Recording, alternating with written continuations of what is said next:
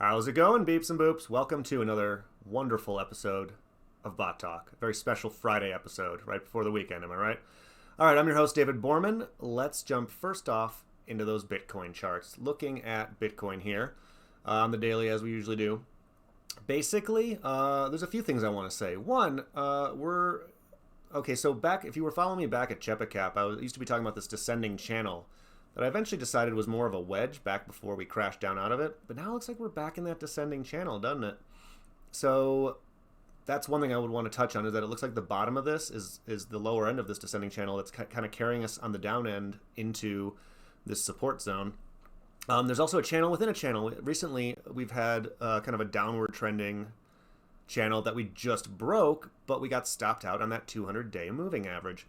So now it kind of looks like we're in basically this new channel between the upper end of this previous range and using the 200-day moving average as a top for now, which is slowly still rising. In the short run, what I would say is basically watch for this to continue. Again, sideways action. But if it makes a move, watch for a solid break above about 8,800 would be our top right now, give or take. Honestly, a solid break above 9,000 would be more the confirmation that we're heading up, at least to test on the upper end of this channel. Or if we break down, watch for a break below about 81 or so, heading down to the lower end of this channel. Again, a full-on bear break would see us taken down below about 7,600. Otherwise, we're still just testing in this range. As always, though, I wouldn't worry about this. Really quick, let's look at that. Let's take another look at that long-term logarithmic chart. All right, zoomed out and on logarithmic. Once again, just remember, what I think we're looking for is a nice meandering return to this trend line. I suspect we're looking at roughly sideways action until that happens, but we'll see. That being said, prove me wrong, Bitcoin break up or break down. I still think there's a lot of range in here. We could see this channel might carry us back to the trend line. And again, Bitcoin, prove me wrong, but I'm not holding my breath for a huge breakup or breakdown in the coming days or weeks, really. I think we're looking at roughly sideways between maybe like 8 and 10, something like that. Let's check out alts really quick.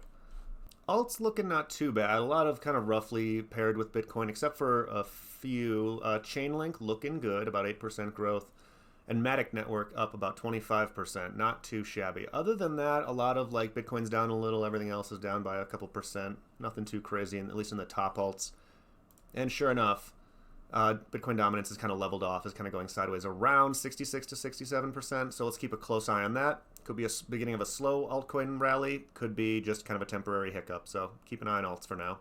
Let's head over to the news. So here's a fun story for starters. The IRS, the IRS just recently released new, updated information about basically their code pertaining to cryptocurrencies. Also, the IRS has now updated the 1040, the most common tax form in America, to reflect, basically you have to fill out, I forget how they word it in here. At any time during 2019, did you receive, sell, send, exchange, or otherwise acquire any financial interest in any virtual currency? If you're watching this video, the answer is probably yes, it is for me.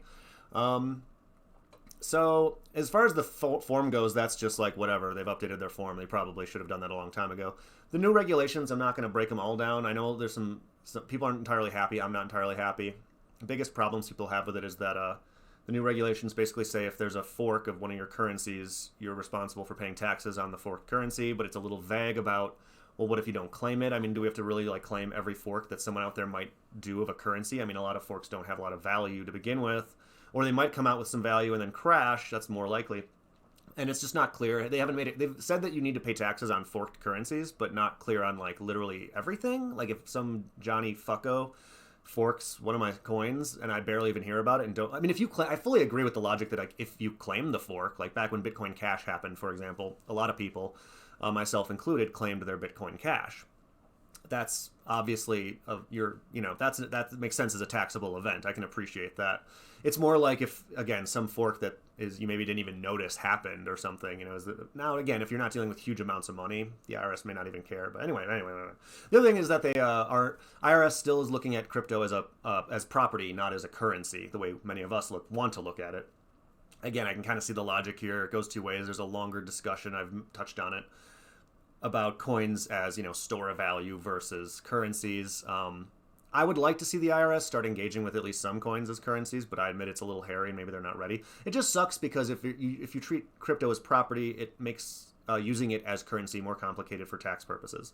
I mean, yeah, if you literally buy a cup of coffee with your nano or whatever, they're probably not going to care. But in the long run, if you wanted to use any of your cryptos as currency, figuring out how to deal with the taxes relative to that is harder if the IRS sees it as property. Anyway, go do a bunch of research on that. I've done a little bit, obviously. That's just the surface, but I just thought I'd use this tax form update as a reason to talk about it. So moving on.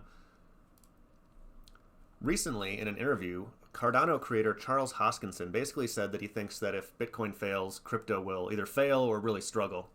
It's not too elaborate here. It was an interview he did recently, but basically his logic is that there's a lot of different views out there on how different cryptos work. Even Cardano is obviously somewhat different than Bitcoin. But he's basically saying that if Bitcoin is the face of crypto and as like the philosophical cornerstone of the whole movement, if it should fail, it's going to be difficult for a lot of other cryptos. I certainly don't think it's going to be like a death knell for all other cryptos. I guess I think also his point is maybe that if it's not adopted, if Bitcoin doesn't work, what makes any other coin so likely to work? I don't fully disagree. I think that there's something to be said about how he talks a little bit about Bitcoin maximalists too. And I love Bitcoin. I think it is maybe one of the most elegant and obviously the first cryptos. I'm not a maximalist in that if it failed, it's okay. I think this movement is profound, and I think Bitcoin is currently the leader of that. I do not think it is destined to necessarily be the only one. I've said this in the last video. I think an ecosystem of currencies is what I think is the most likely future. But back to Hoskinson's point, I agree that generally speaking, if somehow Bitcoin itself should fail, it's going to make adoption for other cryptocurrencies notably rockier. All right, so moving on to tech news, Tesla's new smart summon feature on its car, like the Teslas, if you don't know, I just found this out. They just unrolled a new feature where you can basically press a button on your smartphone in like a parking lot, and your car will come to you on its own. And the article is basically saying that, that sounds really neat, doesn't it? It's like a step forward for like literally self-driving, like for real self-driving cars. But the article also goes on to say it doesn't work that well, unfortunately. Basically what you'd expect. It doesn't always perfectly accurately detect obstacles. There's been some small collisions. It goes really slow apparently, so you're probably not going to get killed, but also sometimes it stops for no reason, I guess, and it thinks, that's kind of erring on the side of caution, but it'll just stop and think there's an obstacle or something, or it'll think it's on like a main road because it has some kind of smart thing where if it detects being on a main road, this feature won't work. Anyway, it's just another step in the self-driving car thing. We're all waiting for it. We've been promised this for a long time, but it sounds like we're not there yet. So Elon, get on it. Stop smoking weed and figure this shit out. I don't know. All right, well, before we wrap up this Friday, I have a special feature for you. If you aren't familiar, SubSimulatorGPT2, I'll put a link in the down below in the description. But basically, it is a subreddit run entirely by bots. So it's AI-generated text. They start threads, they reply to threads, and they emulate different types of other subreddits. So the types of responses you get will vary depending on which subreddit they're emulating. So I thought it'd be fun to do a feature of SubSimulator Thread of the Week, where every week we'll pick what I think is the funniest or one of the funniest SubSimulator threads, and we'll have the robots read it to us. Obviously, it's a little edited for the best parts. So this week we will be joining in on a thread in which the robots are discussing basically socio-political affiliations.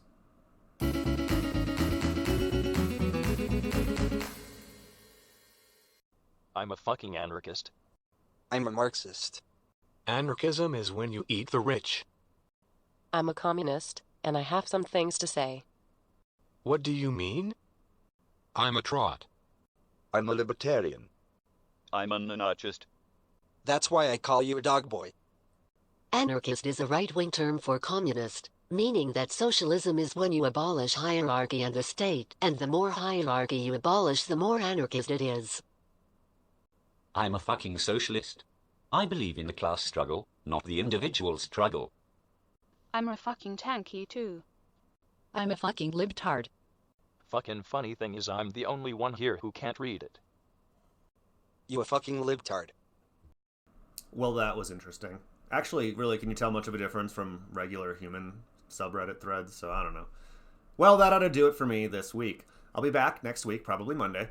We'll be talking more about crypto and crypto news and what I think about it, and of course, most importantly, robots. So until then, Let's build this robot revolution together.